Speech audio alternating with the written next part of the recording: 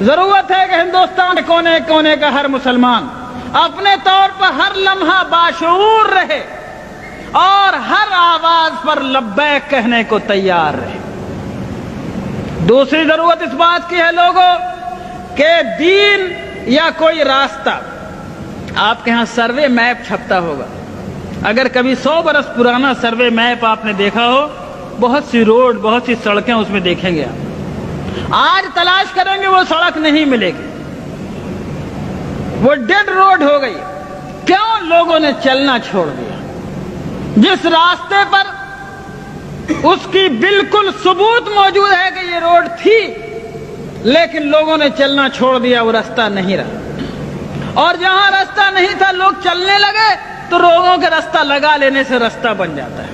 اے میرے دوستو، اگر تم ہندوستان میں اسلام کی بقا چاہتے ہو تو سب سے پہلی ذمہ داری یہ ہے کہ اسلام کو اور اپنے آقا جناب محمد رسول اللہ صلی اللہ علیہ وسلم کے طریقوں کو ڈیڈ روڈ مت بننے دو، یعنی اس پر اگر تم چلنا چھوڑ دو گے تو کسی سرکار کو ضرورت نہیں ہے اس کو بند کرنے کی، خود بخود بند ہو جائے گا۔ اگر مسلمانوں نے یہ فیصلہ کیا کہ شریعت کو ہم اپنی زندگی پر جاری اور نافذ کریں گے اور اللہ کی شریعت کو ہم اپنے اوپر لاگو کریں گے، اگر ہم سرکار کے دباؤ کے بغیر، کسی گورنمنٹ کی طاقت کے بغیر، کسی پولیس کی لاٹھی کے بغیر، چونکہ ہم مومن ہیں اس لیے ہم اللہ کے حکم پر چلیں گے، ہم نکاح میں وہ طریقہ اختیار کریں گے جو اللہ نے بتایا، ہم وراثت بانٹیں گے، یہ نہیں ہوگا کہ بہن کا حق مارا جائے گا۔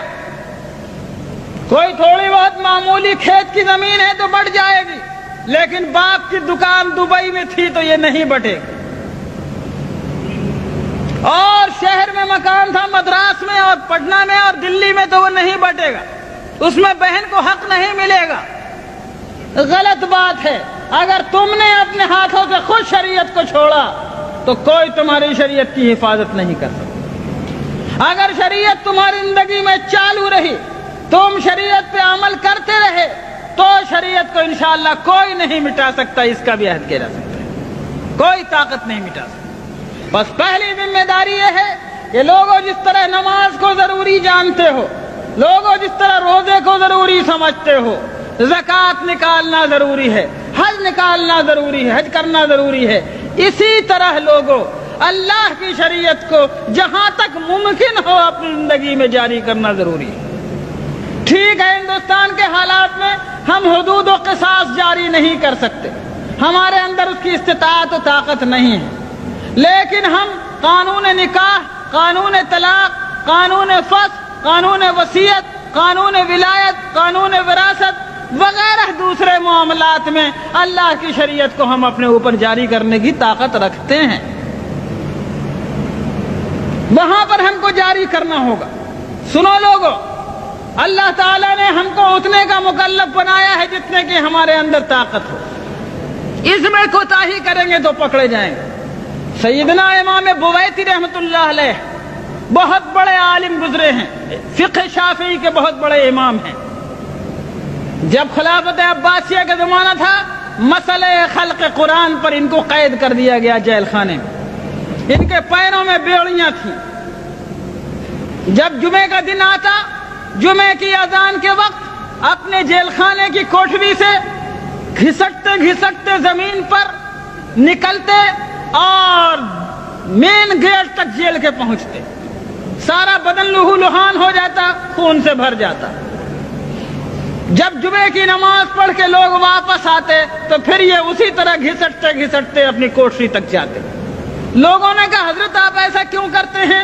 آپ قید میں ہیں، آپ جمعے کو جا نہیں سکتے، پھر کیوں آپ گیٹ تک اپنی تکلیف فرماتے ہیں؟ کہا کہ اور کچھ نہیں، اللہ تعالیٰ نے کہا ہے اذا نودی للصلاة من یوم الجمعة فاسعوا الى ذکر اللہ، اے لوگوں جب جمعے کی اذان پڑھے تو دوڑو اللہ کے ذکر کی طرف۔ میں اس بات سے ڈرتا ہوں کہ جہاں تک میں جا سکتا ہوں اگر وہاں تک نہیں گیا تو کہیں اللہ مجھ سے پوچھ نہ لے کہ بویتی تجھ کو میں نے گیٹ تک جانے کی طاقت دی تھی، تو وہاں تک تو جاتا، آگے لے جانا نہ لے جانا میرا کام تھا، تو میں اللہ کو کیا جواب دوں؟ सैयदना इमाम बुवैती के इस वाक़े से, जो एक निजी और शख्सी वाक़या है, मिल्ली जिंदगी में हमारे और आपके लिए इबरत का एक सामान मौजूद है। मिल्लत इस्लामिया हिंदिया अगर ये सोच करके सब कुछ हम नहीं कर सकते, जो थोड़ा कर सकते हैं उसको भी छोड़ देने को तैयार होगी, तो याद रखो पूरा दीन तुम्हारे हाथ से निकल जाएगा। लेकिन जितना भर करने की इस्तिताअत तुम्हारे अंदर है, जितना भर अमल करने की ताकत तुम्हें इस मौजूदा हालात में अल्लाह ने दी है, उतने भर अहकाम पर अमल करने का फैसला करो। इंशाअल्लाह खुदा ताला हालात को बदलने वाला है। आगे का नतीजा हमारे और आपके हाथ में नहीं है। मेरे बुजुर्गों और दोस्तों, हिंदुस्तान में जद्दोजहद जो शरीयत इस्लामिया के तहफ़्फ़ुज़ की चल रही है, इस जद्दोजहद को कामयाब बनाने के लिए आपको हर कोने में, चाहे आप जहां रहते हो, अपने हालात से बेखबर नहीं रहना चाहिए।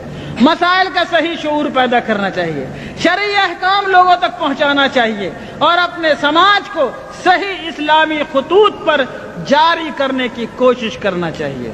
अगर हमने ये सब कुछ किया तो इंशाअल्लाह हिंदुस्तान में हमारा इस्लामी वजूद बाकी रहेगा और कोई साजिश इसे मिटा नहीं सकेगी। अल्लाह हमको और आपको हक और खैर की तौफीक अता फरमाए।